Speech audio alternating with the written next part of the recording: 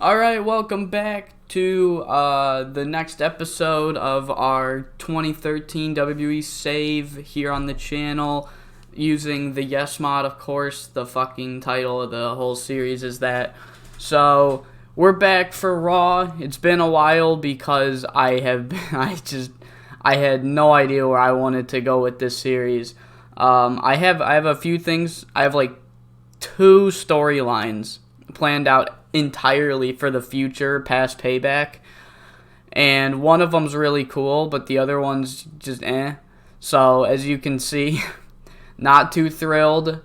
So yeah, there's that, but we're here for Raw. We had Miz versus Alex Riley is the only match we had pre-booked before this show.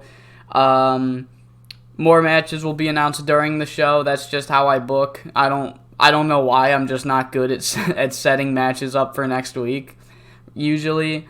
So yeah, that's really all. You know, I do have to. I'm fucking so mad how much money it's gonna cost to cancel Main Event, because what I've been doing is I've been running Main Event as like a WWE Dark kind of thing, where it's just a million matches. But that is so unfun to book. You have no idea how boring this is to book. And it blows through a bunch of like squash matches that I could run on actual television. And I do have the the match overuse on. So doing it like this is gonna cause problems. So I'm like, you know what? I'm just gonna run it like a regular WWB show. And then I did this. And I wanted to like actually incorporate stuff that I'm doing on Smackdown and Raw, have like angles for it, and I didn't think about it, but that just totally docks the angle ratings. So, you know, no fun there. So yeah, but I'll just, you know, I'm gonna see how much money we're gonna make this month. I don't know how much. It doesn't look like it's gonna be a lot of money. So, hopefully canceling Main Event won't cost too much, because Main Event B shows are just, they never, in my opinion, in the real world, they've never really served a purpose, unless you have a giant roster, like WWE in 2001, or AEW right now. The way they use Dark, they can get away with it because of how much talent they constantly bring in, and the people that aren't on TV. And WWF in 2001 just had everyone from WCW, so there was a reason to have heat. I don't have a fucking reason for Main Event. I'm literally just booking it because I don't want to pay the like $3 million it's going to take to cancel it because the mod put it on a pay-per-view network for some reason. Whatever. Let's just get into the show. So we open the show. Okay, so I just got a notification on my fucking PC. Right in the middle of the promo, so I have no idea where we left off, so I'm just going to start over. So we open the show with John Cena, the "You Can't See Me" man, cutting this babyface promo like, I beat all the odds. Not many people can say that they've defeated Ryback single-handedly, but I've done it. I did it at Extreme Rules, and I can't wait for my next challenge in the WWE. And Mark Henry comes out, and he goes into the ring, and John's like, are you challenging me, Mark Henry? I saw the way you beat Randy. And boom, punch right across the jaw. Mark just lays him out with 2 World's Strongest Slams before walking off with no words spoken. Mark Henry just wrecks havoc on John Cena without saying a word.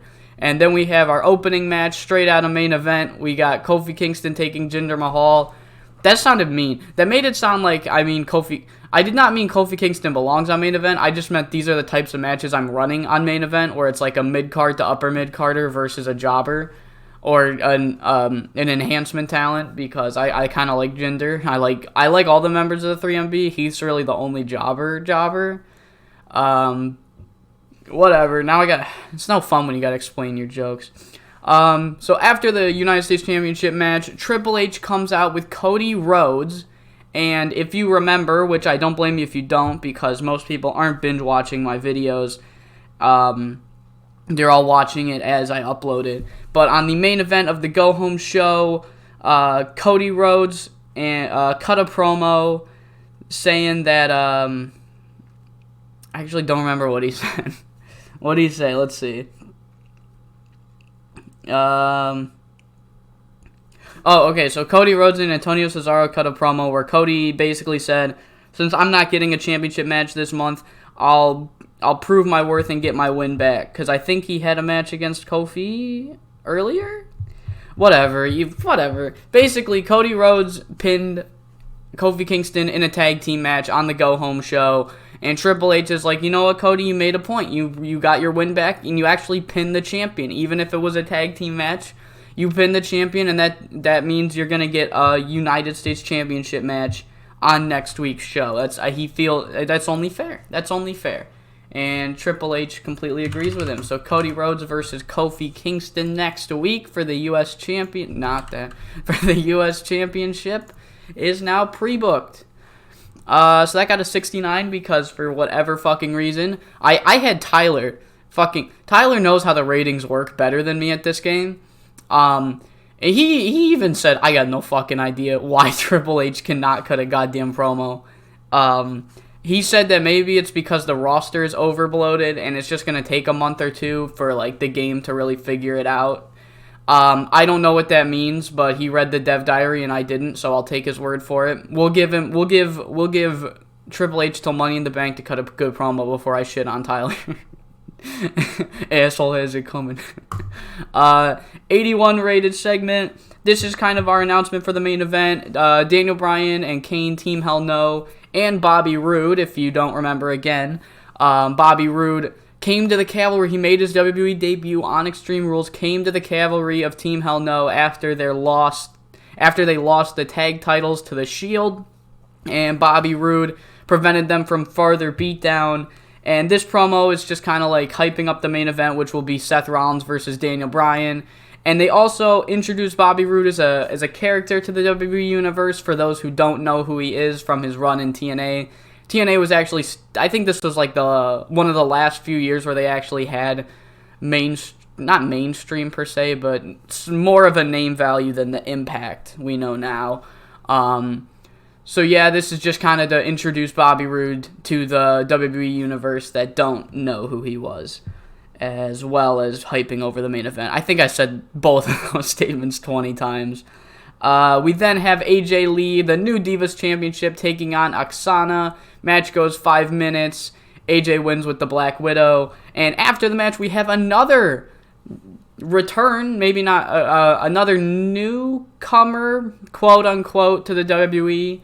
As in, they've returned recently, and it's Mickie James, and Mickie James comes out and reveals that Triple H has made her the #1 contender for the Divas Championship. So now we have our first Payback match pre-booked. It is Mickie James versus Alan Jones, Lee.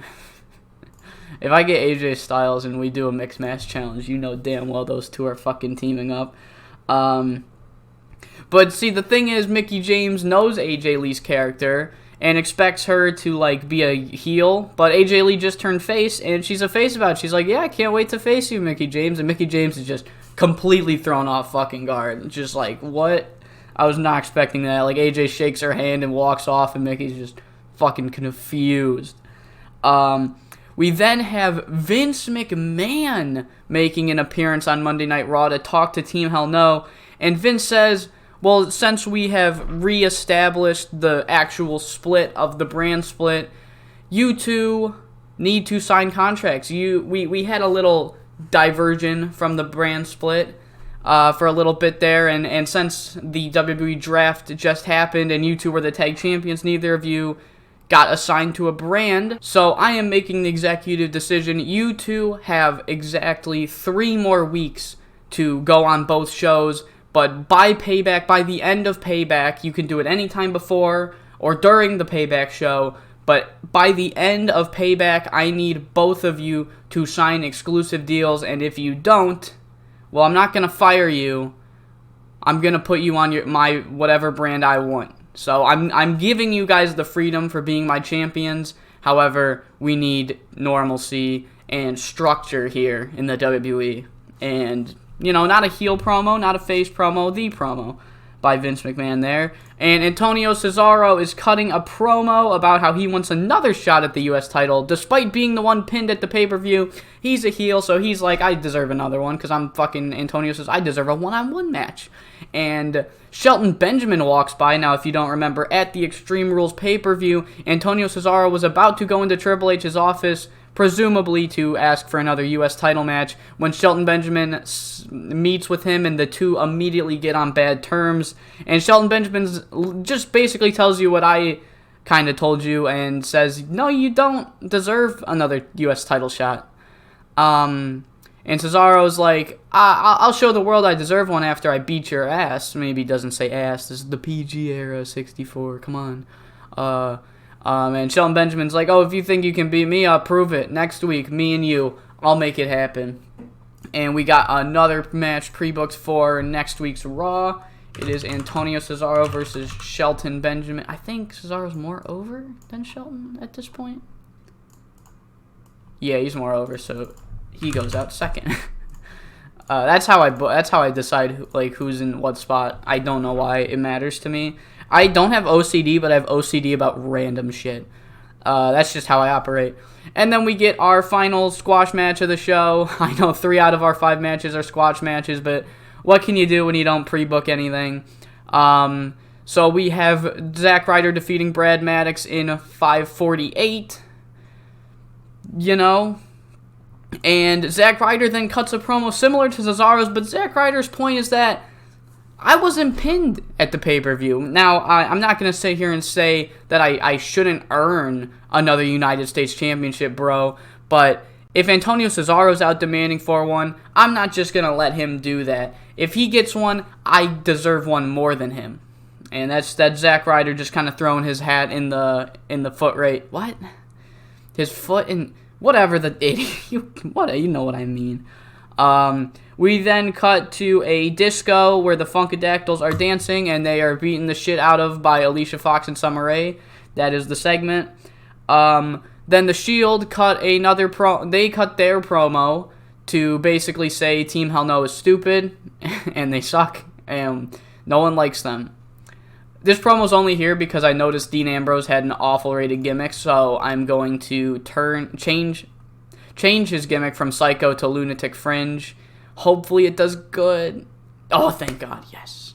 No positives, no negatives. But everything is a positive when you go from a awful to a great rated gimmick. So that's pretty good. We then have our match between The Miz versus Alex Riley, and I'm not going to waste your time. We all know The Miz is going to win this match. Alex Riley... However, the story of this match is that Alex Riley puts up one hell of a fight, puts up more of a fight than anyone would have expected, makes the match go 15 minutes and 30 seconds. But in the end, The Miz does win, and there is a section of this match where somehow the turnbuckle pad, Miz throws Alex Riley into the turnbuckle pad, and there's a bit of a struggle in it, and the turnbuckle pad pops off. That's at minute 10, right?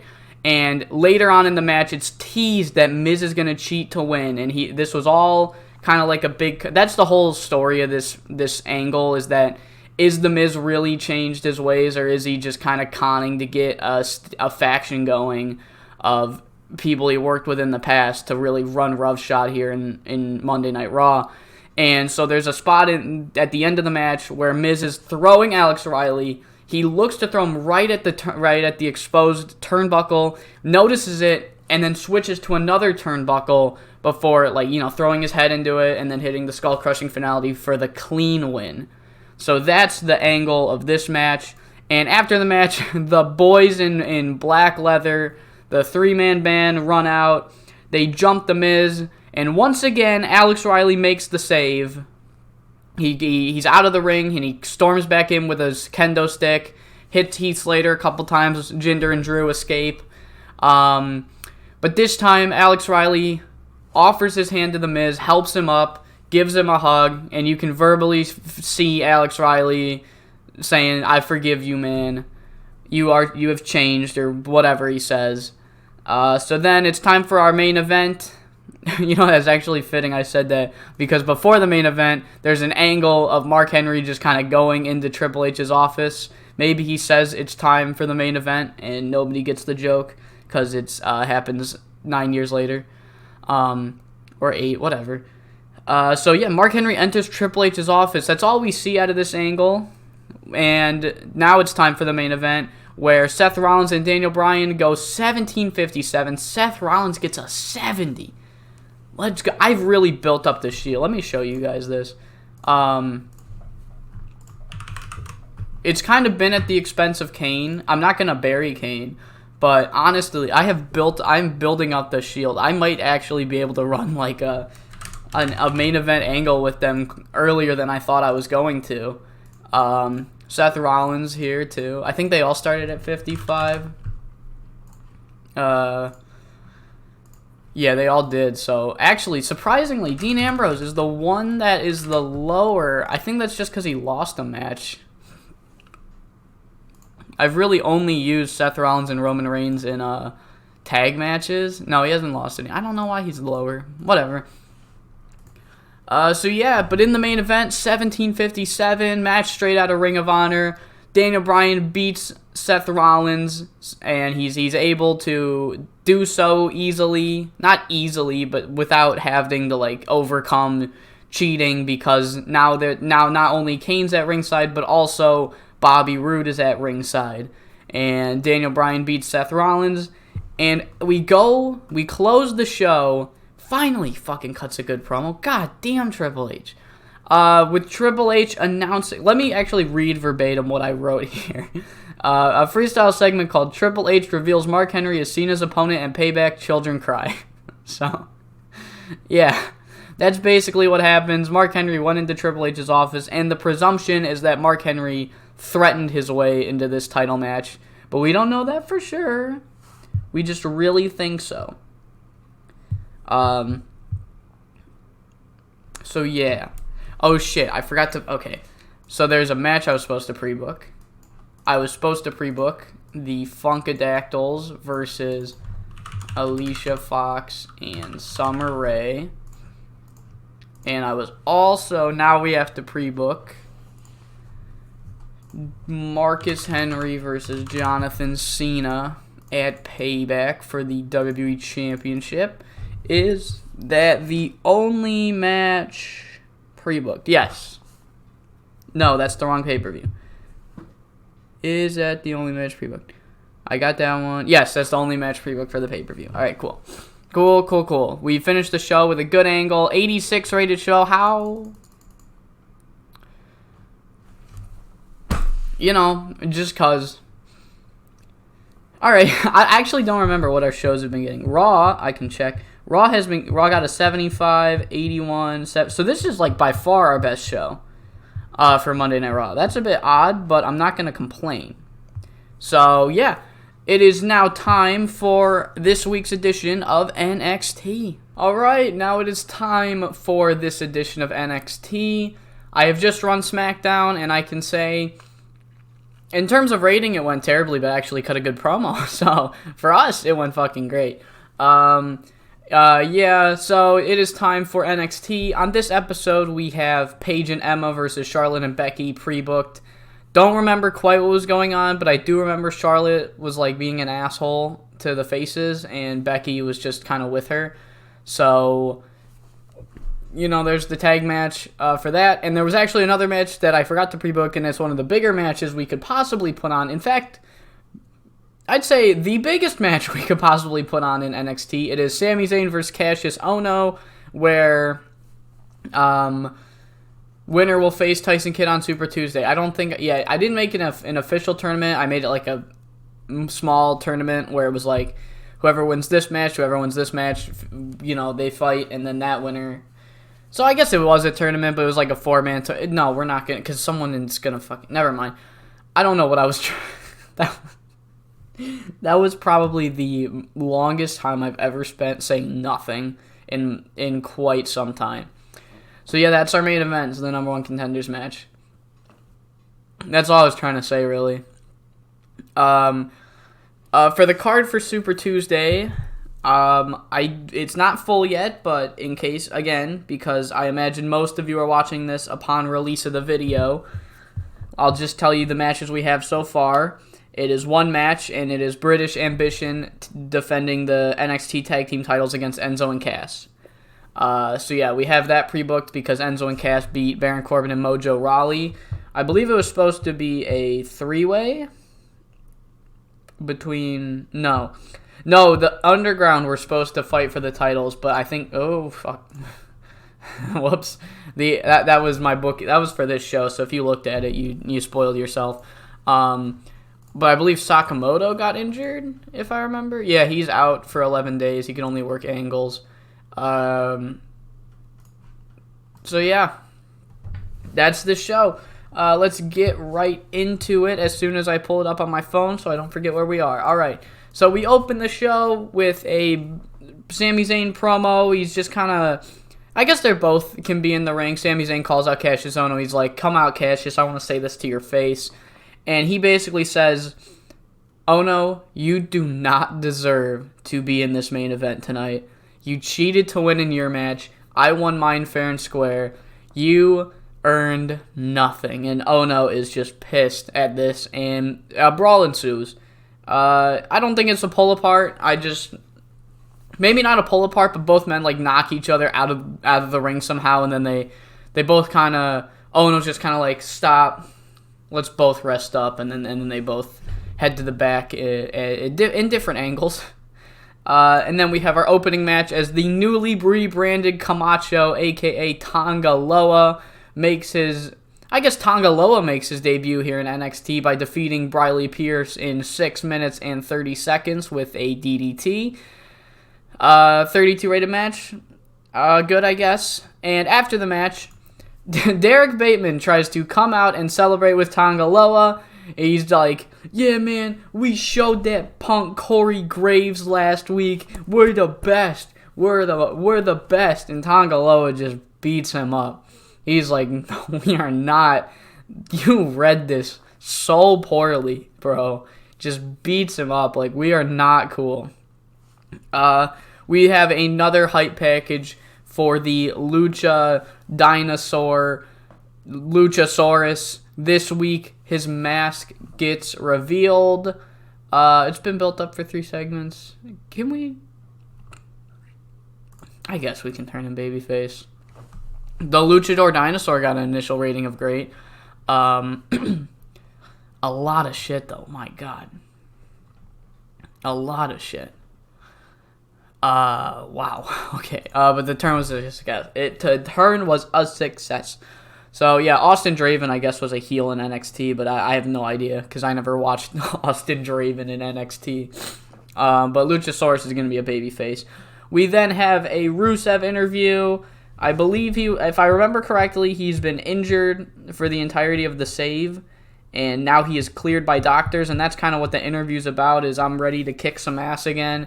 And he is interrupted by CJ Parker, who is like, he's just trying to spread positivity. He's like, Roo, buddy, calm it down. And Alexander Rusev is just like, dog, I'm going to murder you. You are going to die. Because if you want to spread the positivity to me, you can do it at Super Tuesday when I make my return to the ring.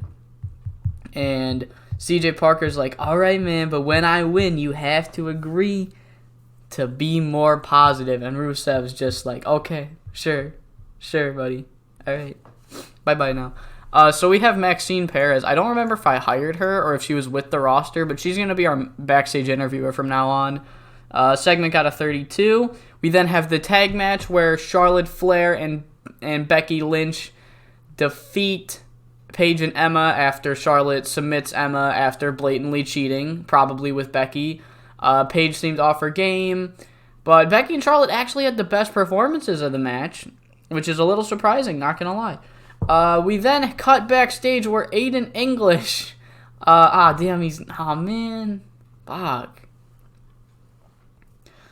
Damn, I was going to turn him face and have him, and then sign Simon Gotch to run the Vaudevillains, but if he can't turn face, I don't want to...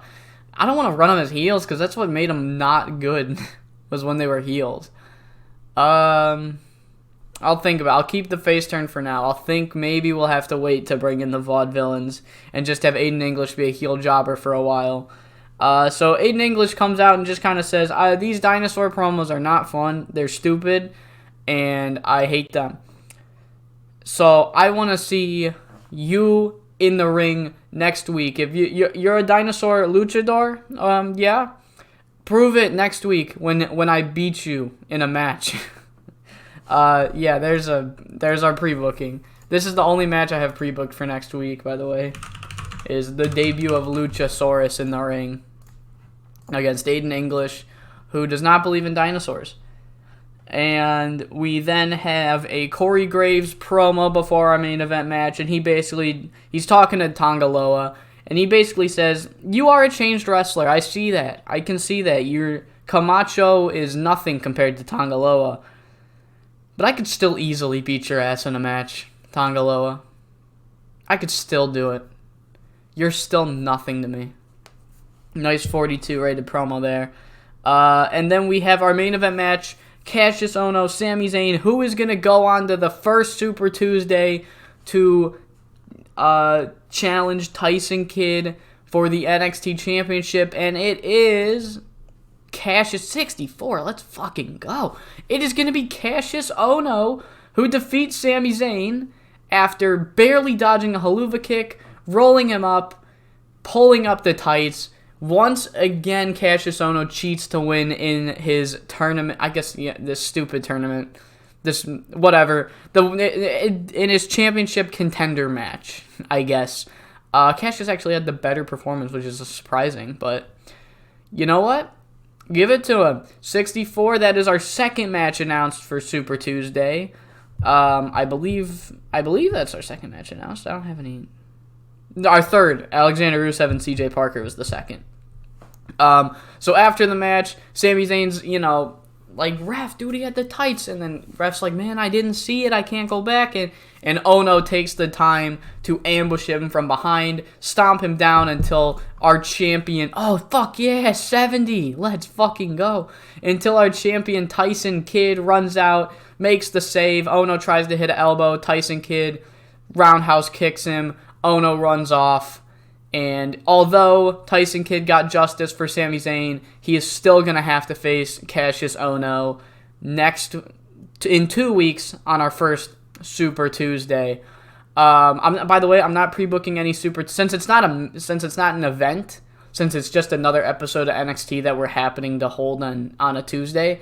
I'm gonna do all the pre-bookings next week, so I'll cut them off because I don't know, maybe watching me pre-book 5 matches straight might be a little tedious. We'll see how it goes. Whatever, cut it. Who cares? Actually, 64. Who actually cares? Let's finish the show. Oh, damn, it got a 64. How fucking convenient. What a coincidence. It got a 64. I'm noticing something, and I'm getting worried if I pressed record or not. I did. Okay, that's right, because I accidentally clicked on the spreadsheet. I scared myself. I thought I didn't press record, because, I don't know if you can tell. Here, look. Let me pull it up. As you can see, the bottom of the thing is cut off. I have it perfect, so there's this thing that I have under my TEW at all times to know that I'm recording, and at the very end of the show, I just noticed that I couldn't see it, so I scared myself into thinking that it wasn't there, and I didn't press record. So yeah, that was our episode of NXT, and although I am done recording for now, the video is not over because Smackdown gets edited after NXT, because it is aired on Fridays. Theo is just fucking marking. He is excited for Ezekiel Jackson versus Wade Barrett for the Intercontinental Championship. Hopefully you are all as excited as he is, and let's get into SmackDown. Alright, what an episode of NXT that was. Am I right? I genuinely have no idea what happened on NXT. I think I've explained this before, but the way that I book, so that there's like still consistency, but I don't book too far ahead in case something happens, is I book to the next pay-per-view. Like I'll book Like, I book Raw and SmackDown. Since they have combined pay-per-views, I book them both up to Payback I have. And NXT, I basically book up to the Super Tuesdays.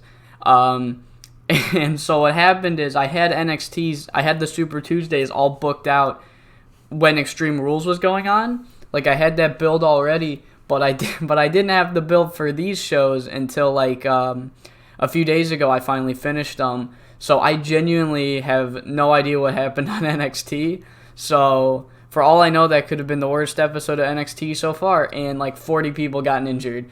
But like I said, I want to keep kayfabe, so you're seeing this after NXT, but I'm booking it on Tuesday. So yeah, we have Christopher Daniels' WWE debut here tonight. We've got Ezekiel Jackson taking on Wade Barrett, and the story of that is Shawn Michaels has given Ezekiel Jackson his Intercontinental Championship match after Wade Barrett promised it to him and did not give it to him. Whole story there where, if you weren't watching or don't remember, Barrett tried to pay off Jackson to take out Evan Bourne before his IC title match, promised him a title match, never gave him the title match. And Shawn Michaels was like, no, not on my watch, and gave him the title match tonight. So that is the card we have booked. We have 2 squash matches and a main event that will be announced later on in the show. And by later on in the show, I mean it's going to be the first thing on the show. And we open the show with the return of Rob Van Dam to SmackDown. I don't know if he was ever on SmackDown, the SmackDown brand. I can't remember off the top of my head. I actually don't think he was. I think he was Raw that whole time and then ECW. So, whatever. This is his first WWE TV appearance, and if it is actually, I'm not going to do the research, but if it is the first time that he's officially part of the SmackDown brand, that's a thing that he puts over. He's like, this is my first time being an official member of the Blue brand, and it feels damn good.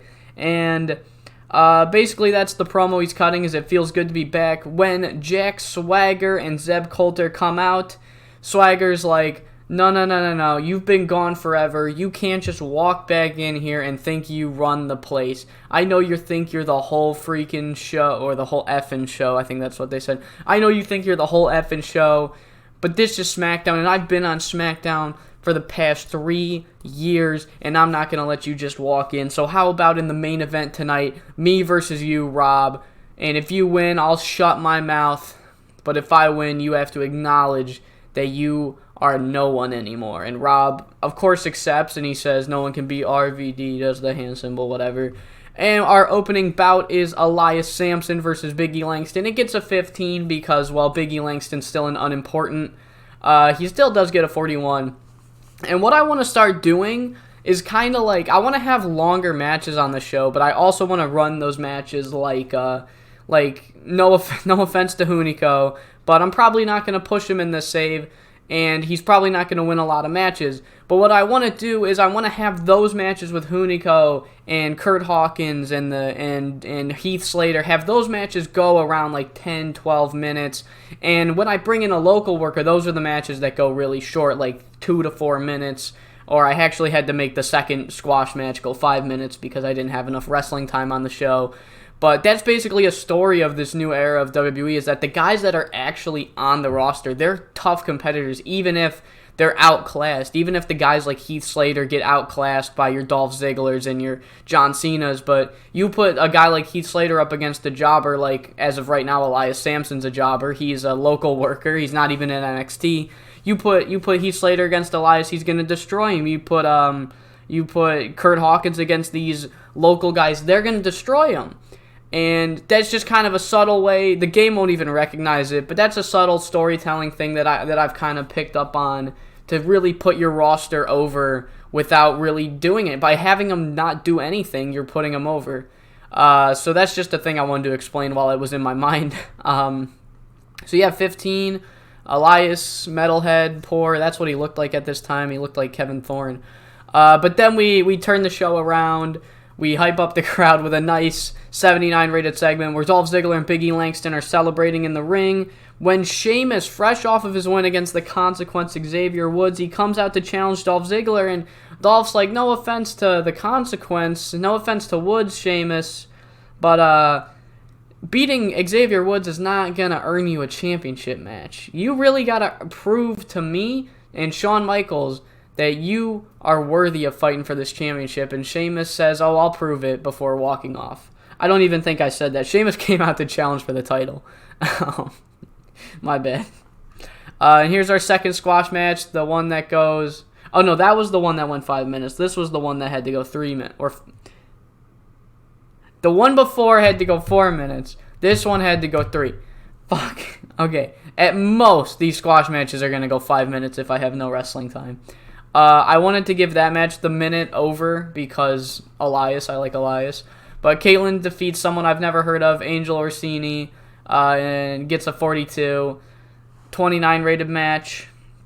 We then have Caitlyn in the ring. She cuts a promo about like hard work and working her way back to another Divas title match. She wants to prove to herself and the WWE Universe that she can do it once again.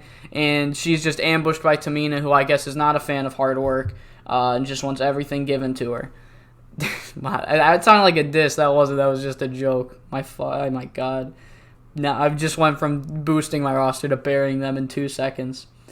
We then get a short promo by Paul Heyman and Brock Lesnar, and Paul hypes up like, yeah, Brock Lesnar destroyed Big Show at Extreme Rules. That old fat man, I almost said bastard, then I almost said motherfucker.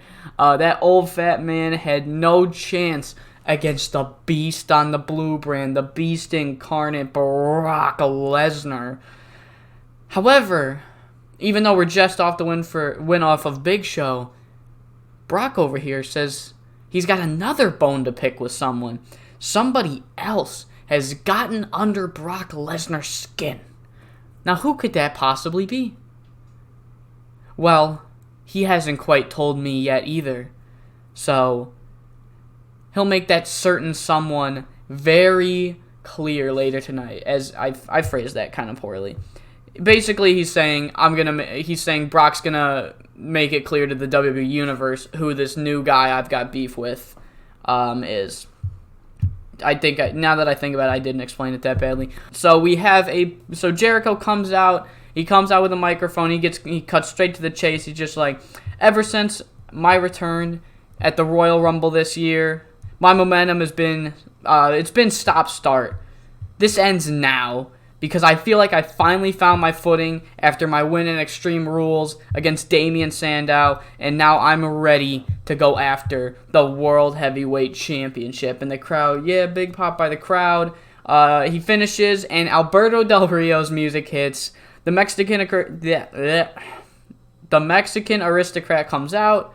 He says, not on my watch, Jericho. Everybody here in the building knows that I deserve to get my rematch for the World Heavyweight Championship. So how about instead of wasting my time, you go on another crappy tour with your unsuccessful band, make far less money than you expect, and don't come back. And this line about Fozzy just destroys Jericho.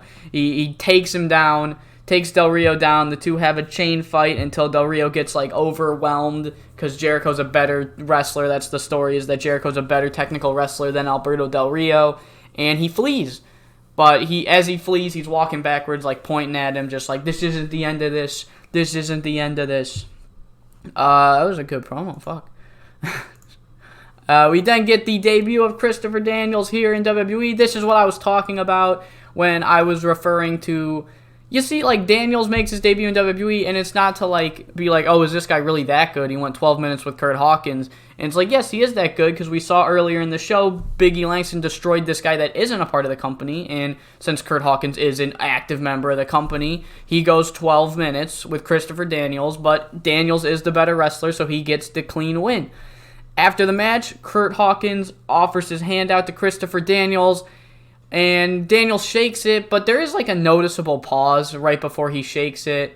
Daniels just kind of seemed off in the latter half of them. He not off as in he's slowing down, but off in his mojo was his energy was slowing down, and it's also noted that he kind of pauses right before shaking Kurt Hawkins' hand. What's going through Daniels' mind? We'll have to wait and see.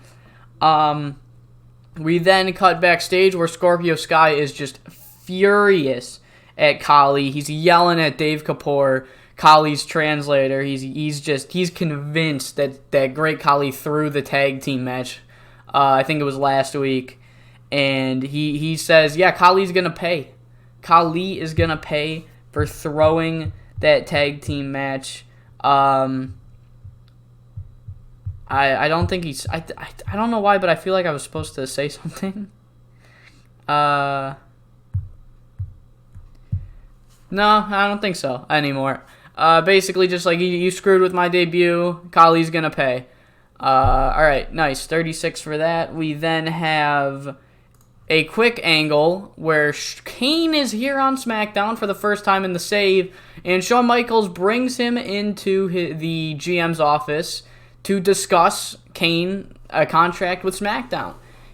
Shawn Michaels is doing his job. He is recruiting free agents within WWE, out of WWE. He's recruiting people to sign with the SmackDown brand, trying to get as much star power on his brand as possible. He's doing exactly what he should, and he is recruiting Kane. Will Kane sign the contract, though? We don't know. We then have our Intercontinental Championship match where Wade Barrett continues to be the unsung hero of the mid-card in this save. I got to get this title off of Barrett and put him in the main event scene very soon. I was going to have him... I was going to have him kind of have a decent run with the IC title, but honestly, this man is giving me good enough ratings to put him in the main event scene, so... Maybe I don't know yet. I actually don't know. I do have plans for Backlash that might change. Maybe Wade Barrett will lose the title sooner than I planned. And I didn't actually have an end date planned. Little kayfabe coming out. So yeah, Wade Barrett wins. By the way, Wade Barrett wins that match by rolling up the tights. Does not get the clean victory over Ezekiel. He can't get the clean victory over Ezekiel. And he tries to flee and escape up the entrance ramp. However... He like goes back there for about 2 seconds before getting like launched backwards, and it's revealed Evan Bourne was waiting for him. The homie Evan knew Wade Barrett was gonna try some bullshit, and Evan Bourne lays him out with a nice super kick at the top of the ramp to kind of get a little bit of babyface pop, as much justice as you can get in this situation for the good guys. Then we have a bunch of AEW style announcements. It is announced that Great Khali will take on Yoshitatsu next week. So I'm going to make that match. Yoshi, the Great Khali. Oh yeah, that's right. I'm the fucking road agent. I'm Jim Ross, by the way. I don't know if I ever said that. I want to... How long can I make his match? Hold on. How long can I make his matches? Okay, 6 is fine. We're running TEW experience. So he can only go 6 minutes, dude. Khali's getting buried soon. Fucking. So that happens. We announced that Christopher Daniels will be in another match next week, this time against Sin Cara. Christopher Daniels. Right there. Then, Shawn Michaels. There's an announcement for an announcement next week. That sounds convoluted, but AEW does it all the time. WWE does it all the time. TNA did it, probably. I never watched TNA. So it is announced that next week, Shawn Michaels will make an announcement regarding the tag team division on SmackDown. What does that mean? You gotta tune in. That's the whole gimmick, is that you have to tune in. And then final match that is pre-booked for next week, I believe, yes, this is the final match we have pre-booked for next week. It is a number 1 contenders match between the 3 men that all feel like they deserve the next chance at the World Heavyweight Championship. And Dolph Ziggler was talking about proving it, so why not make them prove it? It is going to be Alberto Del Rio versus Sheamus versus Chris Jericho. Number 1 contenders match. There we go. Number 1 contenders match 3-way. Alright.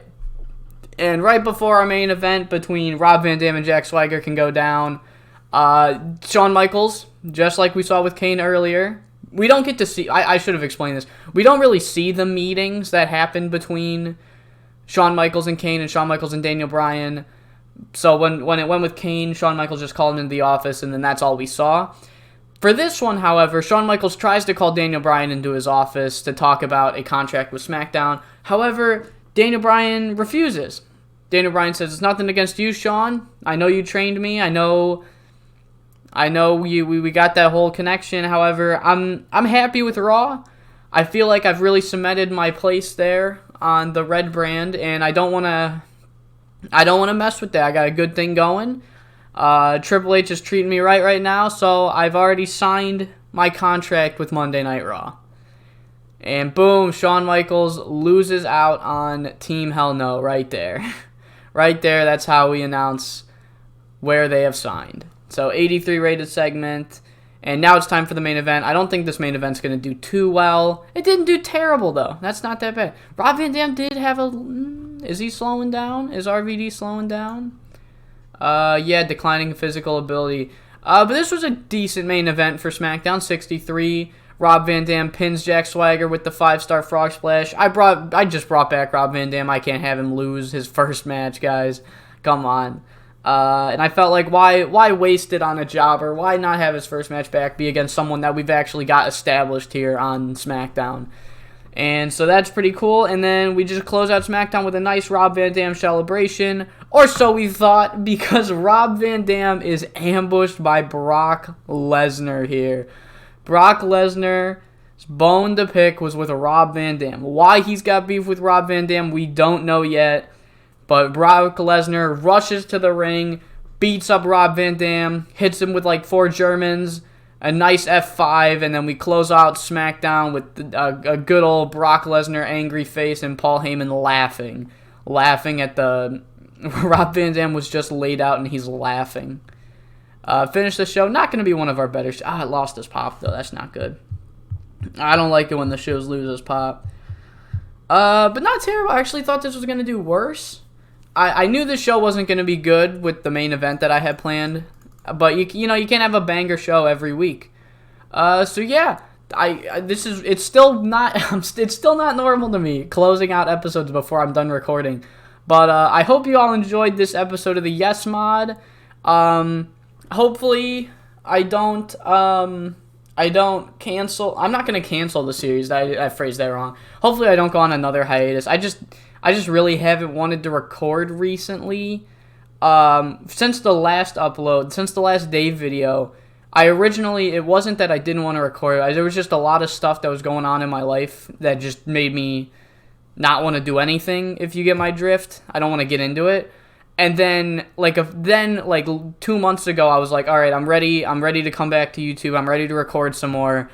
But then I just got hit with fucking writer's block. Like, I had no idea where to go with this save.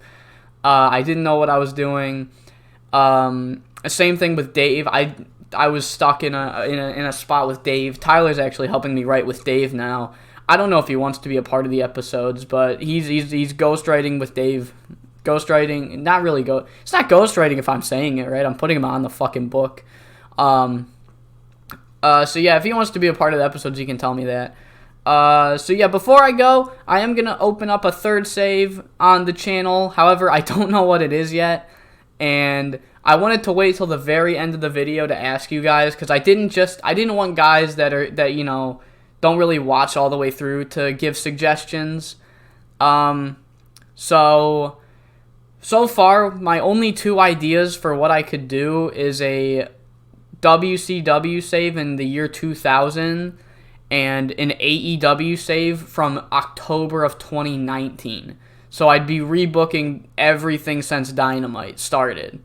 The thing about these new series is I have I have a bunch of things that I don't want to do. I don't want to have another Fed save on the channel because I already got this one. I feel like if you do more than one company, it's just weird. There goes my dog. Theo is not happy that I said that. Theo's kind of a mark, honestly. So I don't want to do another WWE save. I don't want to do another Cornellverse save because I already have Dave going. And I don't want to do a TNA 2010 save. Both Tyler and Ben wanted me to do TNA 2010, but it's like I feel like there's like 4 people that had or have a TNA 2010 save right now. So I don't want to do that.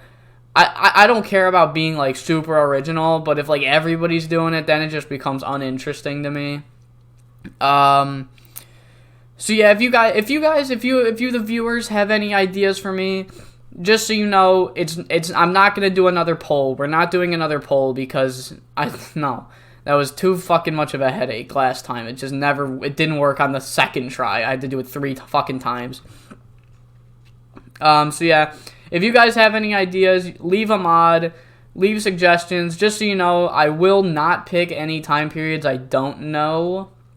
Like, I don't really want to do PWG or Ring of Honor because I don't know either of those companies at all. And then just turning it into like a best of the indies fed is just fucking, it's boring to me because it's just going to be like, what? It's just going to be fucking, just basically whoever I can send. Like, it'd be Orange Cassidy in every main event, and then the Lucha Brothers would run the fucking tag division, and it basically just be like monthly AEW. Monthly AEW and GCW in one company. It's just no fun. So yeah, suggest what you want. I may or may not go with it. Yeah, but I hope you all enjoyed, and I hope to see you for either Dave, this next Yes Mod episode, or the new series, whichever comes out first. I just hope I see you all there.